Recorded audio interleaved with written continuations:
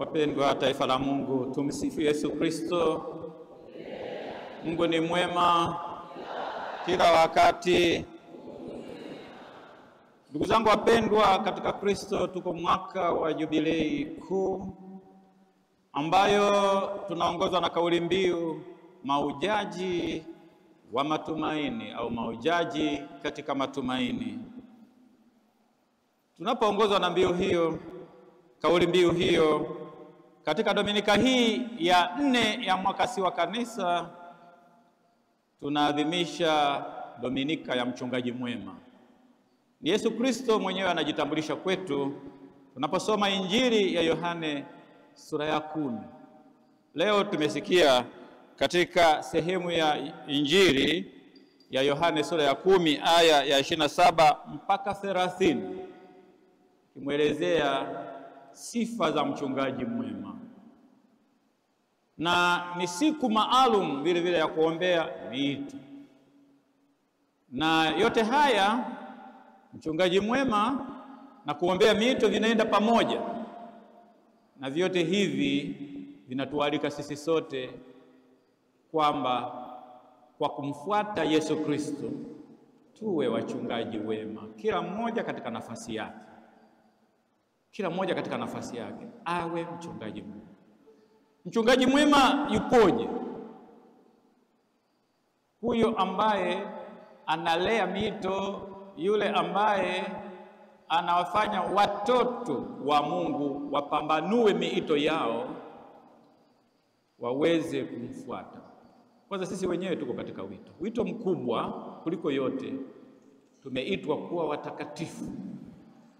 Kila mmoja wetu tumebatizwa, na katika ubatizo huo tukaitwa kwanza tutangaze habari njema. Tumepata kipaimara, tukaimarishwa tuwe askari hodari wa kulinda imani ya Kristo, kumtetea Yesu, kuitetea hiyo imani na vile vile kuishi hiyo imani.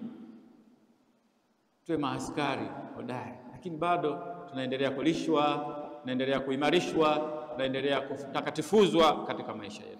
Kwa sababu hiyo, mchungaji mwema ni yule anayeongoza, na kiongozi yuko mbele, wale anaowaongoza wanamfuata. Kama kuna shida mbele, yeye ni wa kwanza kuipata. Na wale ambao anawaongoza, yeye ndiye anatangulia. Kama anapata shida, anakuwa wa kwanza, na sio yule anayetanguliza vitani watu. Yeye anakuwa wa kwanza, mstari wa mbele, anaongoza. Mchungaji mwema anaongoza. Mchungaji mwema analisha. Anajua kabisa kwamba kondoo wangu wanahitaji chakula gani, ili awalishe waweze kushiba. Mchungaji mwema anatuliza. Na katika hayo yote ni mlezi mkuu. Anatuliza akiangalia kuna kondoo walioumia, kuna kondoo ambao wameumizwa na watu wengine, kuna waliotendwa na wenye huzuni katika mambo mbalimbali. Anatuliza. Mchungaji mwema analea. Huwezi kulea kama hujui.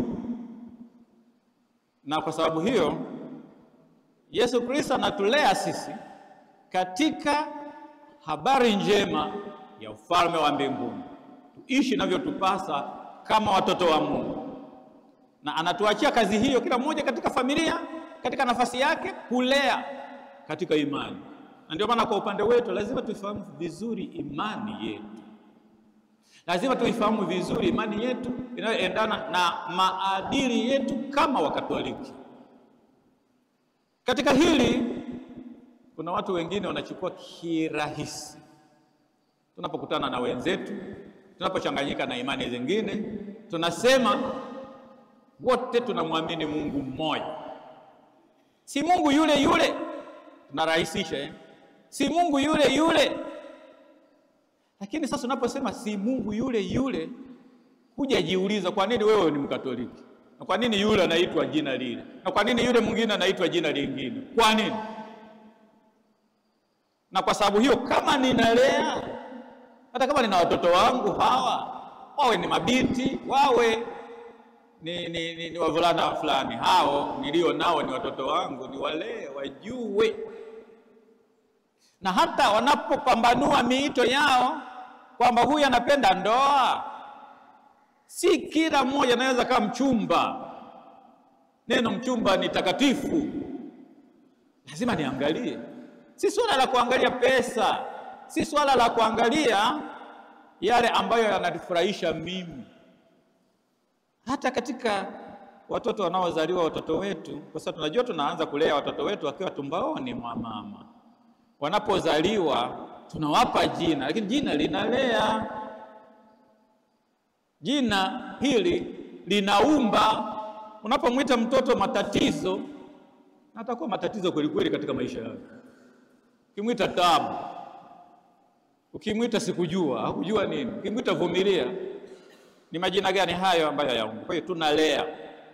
Kwa mchungaji mwema analea. Yesu Kristo ametulea, ametuachia kazi ya kulea, na tuwalee sisi watoto wetu katika imani yetu, katika maadili yetu, ili wakuwe katika hiyo. Lakini vile vile mchungaji mwema anasahihisha pale ambapo kuna kupotoka. Na ndio maana tunasema kwamba tunaongozana. Katika ulimwengu wa leo, wakati mwingine tunajisahau na kudekeza watoto wetu tunavyowalea. Kwamba mtoto anapokosea, enzi zetu tulilelewa kwamba unapata adhabu ya upendo. Lengo ni kukurekebisha. Mwisho wakati tulipokuwa kumbe ndio maana wazazi wangu walikuwa wananiambia hivi, kwa sababu hii ina madhara haya. Kumbe ndio maana. Lakini sasa leo hivi tunaweza tukavutwa na ulimwengu wa leo ambao wanasema kwamba tunaangalia, tunasema haki za binadamu. Wakati fulani tunatafuta haki za binadamu ambazo hazipo. Tumeona wale hata mashoga wanasema eti haki za binadamu. Nje ya mpango wa Mungu kabisa. Sasa haki ya binadamu, kulea huko si kulea, wala sio kusahihisha. Kusahihisha ni kuhakikisha kwamba tunaenda katika njia ile sahihi ya kumwelekea Mungu, kadiri ya imani yetu, kadiri ya mafundisho yetu. Na ndio maana tunamwangalia mama kanisa anayetulea sisi katika imani hiyo. Mchungaji mwema analinda watoto wake. Hataki watoto wake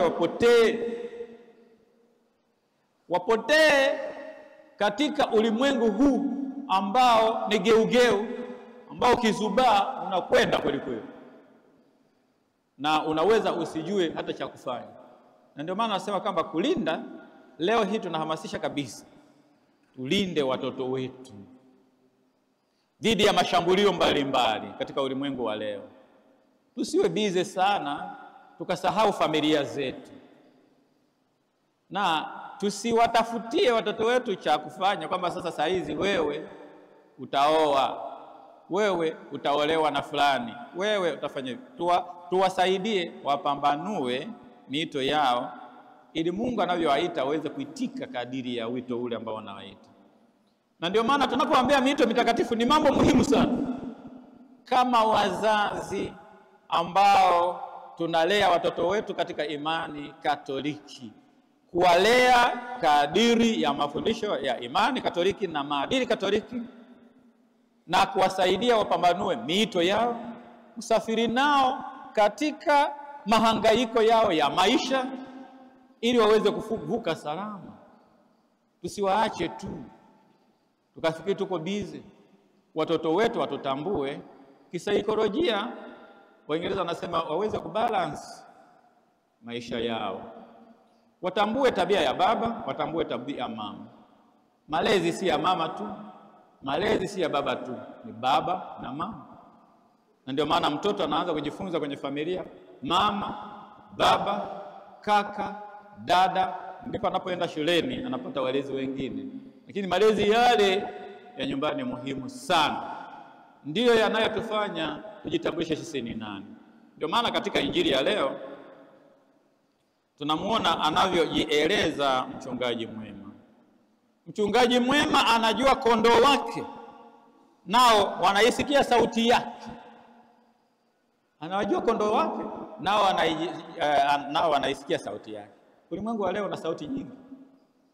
Ukizubaa sasa katika afya, kwa mfano, katika matangazo ya biashara, hata sabuni hizo, sabuni hii inafanya ngozi hiyo hivi, sabuni hii inafanya uanye. Utanunua sabuni, utajaza nyumba yako yote, lakini bado hutapata sabuni sahihi. Sawa ya biashara zilizopo, sauti hizo nyingi. Na si hilo tu, hata katika imani. Huyu anasema mimi ndio mwenyewe, na mwingine kule anasema mimi ndio mwenyewe, mimi nitakuponya, mimi nitakufanya hivi. Usipokaa chini na kupambanua ipi ni sauti ya mchungaji mwema, utapotea. Na ndio maana utawaita watu ni manabii, utawaita watu wachungaji, wananiwa mitume, utawaita watu wa upako.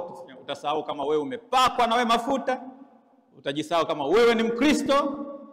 Wewe utakuwa ni kufuata watu baada ya kumfuata Mungu. Tunasema kwamba anawajua kondoo wake. Anatujua vizuri sana Yesu Kristo sisi. Anafahamu mahitaji yetu sisi. Anafahamu makosa yetu sisi. Anatujua tulivyo. Na ndio maana hata ninapoenda kuungama, ananijua kabisa kwamba nimefanya nini. Nikificha najua mtoto limeficha dhambi. Angalia linavyosema kwamba na zile nilizozisahau, mbona hii haitamki? Anajua. Ni tofauti na sheria. Sheria inaangalia nje, lakini kwa Mungu anatuangalia tulivyo. Sheria, ukiwaza kwamba mimi nataka kuua, moyoni mwako kashika kisu, hakuna atakaye kukamata. Lakini ukishika kisu sasa na muinulia mtu tayari, wewe ni muuaji wewe. Lakini sasa kwa Mungu sio hivyo, anatujua. Ndio maana yale tunayoyatenda, hata kama ukijificha kwa watu, uwezo kujidanganya mwenyewe wala uwezo kumdanganya Mungu. Ingawa katika ulimwengu wa leo tunatafuta kuonekana na watu. Na kama hujaonekana na watu, wewe ni mtakatifu wa watakatifu. Lakini kama watu wamekushika, wewe ni mwovu na ni shetani kabisa. Na hata wale wenye maovu makubwa watakushangilia wewe. Lione. Ndivyo ulimwengu ulivyo. Lakini mbele ya Mungu anatujua tulivyo. Na kwa sababu hiyo tunapomwendea, tumuendee tulivyo. Na huyu mchungaji mwema anatupenda tulivyo.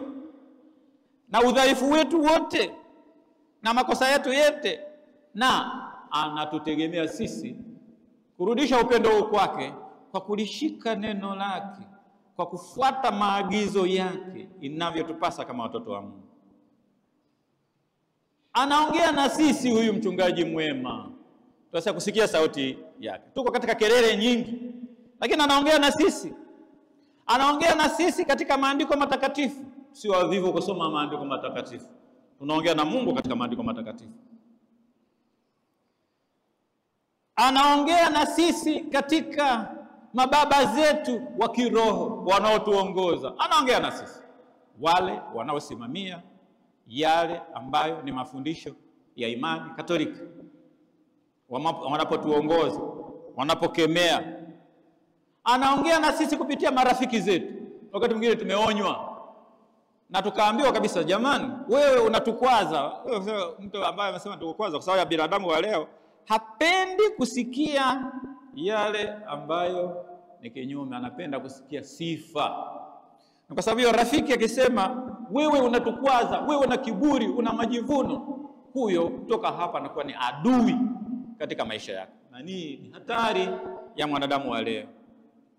Lakini Mungu anaongea na sisi, ni ujumbe wa Mungu kutuambia wewe una kiburi, wewe una majivuno, wewe ni mvivu. Anatuambia Mungu huyo. Lakini anaongea na sisi katika matukio ya maisha yetu. Anaongea na sisi matukio mbalimbali ya maisha, tunaonywa, tunaangalishwa. Anaongea na sisi. Na pamoja na haya anatunong'oneza kila mmoja wetu. anatunong'oneza katika dhamiri zetu. Dhamiri za leo wakati fulani tunasema zimekufa. Ukiona kama unaambiwa huyu jamani mnyama sana, hiyo dhamiri yake imekufa. Maana wewe umesahau ubinadamu. Sasa mnyama kabisa huyu, dhamiri imekufa hiyo. Lakini Yesu anatuambia katika hilo. Kwa ndio maana anasema hata katika malezi tunalea dhamiri za Kikristo, ili dhamiri hii ambayo ni hekalu takatifu ambamo Mungu anaongea nasi kwa ndani wakati watu wengine hawasikii. Na kule anatoa wewe, acha uvivu, acha majivuno, acha kiburi. Anatuambia, anaongea na sisi katika dhamiri zetu. Lakini anaongea na sisi vile vile na kutunong'oneza katika maumivu tunayoyapata, mahangaiko ya maisha. Lakini vile vile katika furaha zetu anaongea na sisi na kutuongoza na kutusaidia. Lakini mchungaji mwema anatupa uzima wa milele. Tumebatizwa sisi. Katika ubatizo tayari tumezaliwa kuwa wana wa Mungu kwa kupewa neema ya utakaso. Tumesha kuwa wana wa Mungu, tunapata uzima mpya huo. Lakini pamoja na hiyo vile vile anatuimarisha katika sakramenti ya kipaimara. Tuwe maaskari hodari wa Kristo kama alivyosema wakati ule, na wakati huo tuweze kuwa wahubiri wa habari njema kwa maisha yetu. Lakini vile vile anatupa chakula cha kiroho, Ekaristi Takatifu. Ninapoenda kukomunika kwa imani nampokea Yesu Kristo, na katika hilo napata uzima. Napata uzima, sitapata kwa shako ya kiroho, sitapata marasima ya kiroho. Nitashiba na nitakuwa na nguvu ya kumtangaza katika maisha yetu. Lakini vile vile anatutakatifuza kupitia makuhani wetu. Unajua kwamba kuhani anasema katika kuhani, unajua kwamba sisi sote ni mapadre kwa ubatizo wetu, kwa kushiriki zile ofisi za Kristo: kuhani, nabii na mfalme. Lakini kuna ukuhani wa huduma. Hawa wanayo mambo matatu ambayo ni muhimu. Wanatufundisha, lakini vile vile wanatuongoza, lakini wanatutakatifuza vile vile. Ni kupitia kuhani huyu Yesu anaishi kati yetu, katika familia zetu. Yesu anaishi katika ulimwengu huu kupitia mikono ya kuhani katika misa takatifu. Ndio wanasema kwamba anaongea na sisi hivyo. Kwa hiyo katika hilo tunapata uzima huo, na ndio nasema kwamba kwa kufuata hivyo, kwa sakramenti hizo, kwa kufuata yote haya tunapata uzima wa milele. Tumeona katika Injili ya leo. Lakini vile anatulinda. Anapotulinda anatuweka katika mikono ya Baba ili tusipotee, tuweze kudumu zaidi. Ndio maana anasema kwamba hakuna atakayemnyang'anya katika mikono ya Baba. Na kama tusingekuwa na mlinzi kama huyo, tungenyang'anywa, tungepotea. Ndugu zangu wapendwa, wana Bagamoyo, ndio tumekuwa kwanza jimbo jipya, lakini vile vile lina siku linaendelea kuzeeka.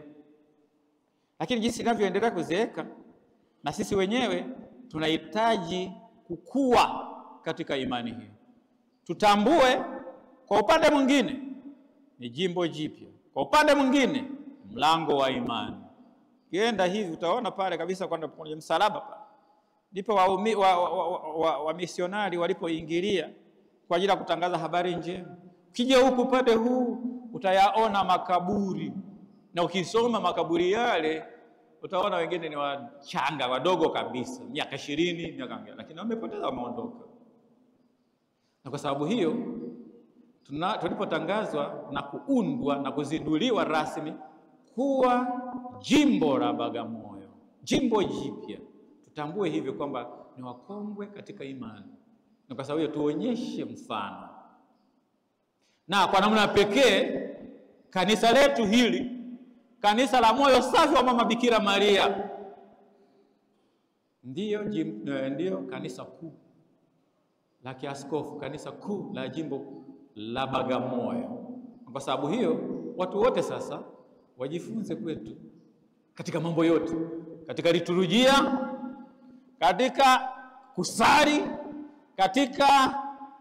hata katika muda kuwahi kufanya nini, mstari wa mbele. Kila kitu watu wajifunze hapa. Kifanya uzembe hapa wanasema kanisa kuu 1 2 3. Wanajifunza kwetu kwa sababu tuwe mfano katika kuimba, katika yote. Yaani wakifika hapa wanasema tumetoka kanisa kuu. Na kwa sababu hiyo ndio maana kanisa lililofunguliwa wakati jimbo hili linazinduliwa ni kanisa hili, si kanisa lingine. Na kwa sababu hiyo tuweze kuamka kabisa, na tusije tukafuata mazoea, tukaishi katika mazoea. Tuamke, maana tutaangalia hata katika sadaka zetu, waseme kanisa kuu liko hivi, katika zaka kanisa kuu liko hivi, katika majitoleo kanisa kuu liko hivi. Ndio maana nasema kanisa kuu. Na vile vile tunaishi kati ya imani mbalimbali. Katika kuishi kati ya imani mbalimbali hizo, hata wenzetu hao watuone katika mshikamano wetu, katika kupendana kwetu, katika kushirikiana kwetu, nao wavutwe, waweze kuja siku nyingine, waweze kusali na sisi. Yote haya tunayo kazi mbele yetu, na tuombee mito mitakatifu kama leo tunavyoita. Na tunapoombea mito mitakatifu, tutambue wito wetu mkuu, lengo letu kubwa, tuende mbinguni, tuwe watakatifu, tuishi kadiri Mungu anavyotutaka tuishi, ili tunapofika mbinguni hata siku moja, kama kuna nafasi kule, wasema wana Bagamoyo wale, na sisi tushikane mikono. Wana Bagamoyo vipi? Mwingine atatangulia, mwingine atafuata, tukamkaribisha, bwana karibu nafasi ya kuishi vizuri, kwa kusaidiana, kwa kupendana, kwa umoja ambao utatuvuta sisi. Tumsifu Yesu Kristo.